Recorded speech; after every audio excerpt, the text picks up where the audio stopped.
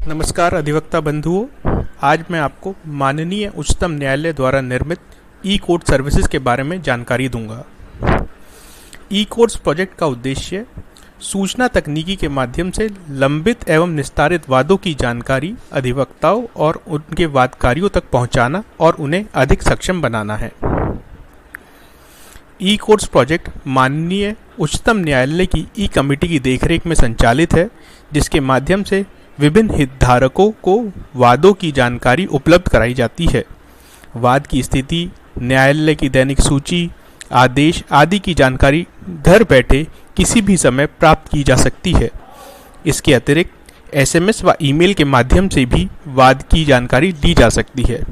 घर बैठे इंटरनेट के माध्यम से वाद योजित किया जा सकता है तथा कोर्ट फीस, जुर्माना आदि का भुगतान भी किया जा सकता है।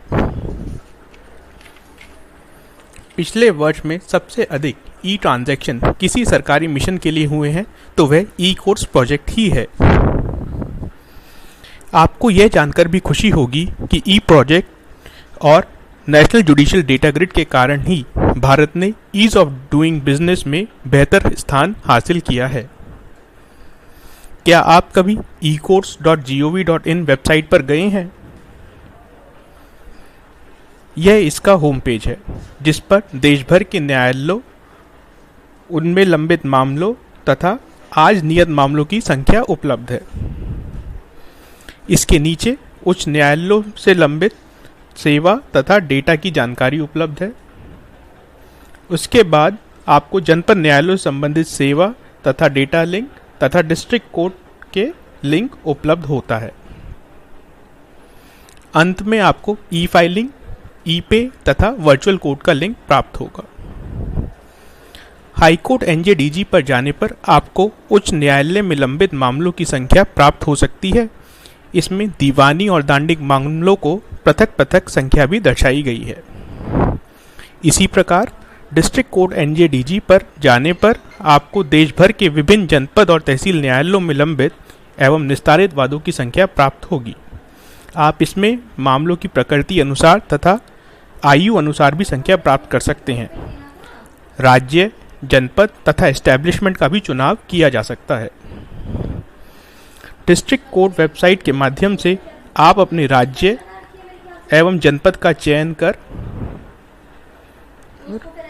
अपने जनपद की वेब पेज पर पहुंच जाएंगे, जिस पर आपको जनपद से जुड़ी ई कोर्ट सर्विसेज तथा महत्वपूर्ण जानकारियों का लिंक उपलब्ध होगा। सर्विसेज में आप वाद स्थिति, न्यायालय के आदेश तथा दैनिक वाद सूची प्राप्त कर सकते हैं। आइए आगे जानते हैं सीएनआर के बारे में। सीएनआर यानी केस नंबर रिकॉर्ड, ये 16 अक्षर अंकों की श्रृंखला यानी अल्फा न्यूमेरिक स्ट्रिंग है, जिसमें पहले 2 अक्षर राज्य, फिर अगले 2 अक्षर जनपद तथा अगले 2 अंक एस्टैब्लिशमेंट का द्योतक हैं। उसके बाद 6 अंकों की एक संख्या है तथा 4 अंकों में वर्ष अंकित होता है। प्रत्येक मामले में सीएनआर पूरे भारतवर्ष में यूनिक संख्या होती है। किन्हीं भी 2 मामलों का एक सीएनआर नहीं हो सकता। इसका लाभ यह है कि सीएनआर के माध्यम से आप अपने वाद की जानकारी सरलता से प्राप्त कर सकते हैं। क्या आपको अपने मामले की सीएनआर संख्या की जानकारी है? यदि नहीं है तो आइए जानते हैं कि कैसे पता कर सकते हैं सीएनआर। सबसे पहले वाद योजित करते समय ही आपको जनपद के कंप्यूटर केंद्र से इसकी जानकारी प्राप्त हो सकती है। रसीद यानी एक्नॉलेजमेंट पर सीएनआर तथा क्यूआर कोड अंकित होता है।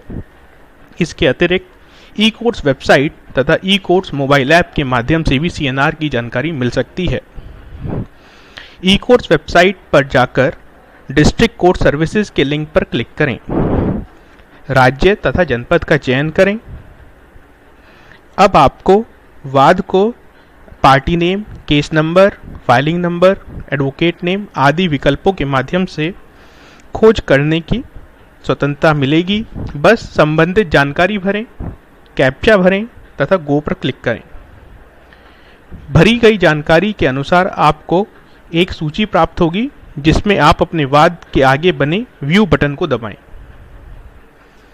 क्लिक करने पर आप वाद का विवरण जैसे उसकी प्रकृति, वाद संख्या, CNR, वाद योजना की तिथि आदि की जानकारी मिल पाएगी।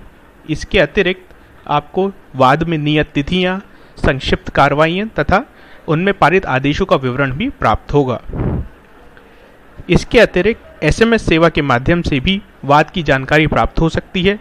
इसके लिए आपको अपने SMS मैसेंजर में जाकर ई-कोड्स लिखकर स्पेस दें, फिर अपने वाद का CNR संख्या लिखें तथा 9766899899 पर SMS करें और आपको रिटर्न SMS से अपने वाद की जानकारी प्राप्त होगी। धन्यवाद।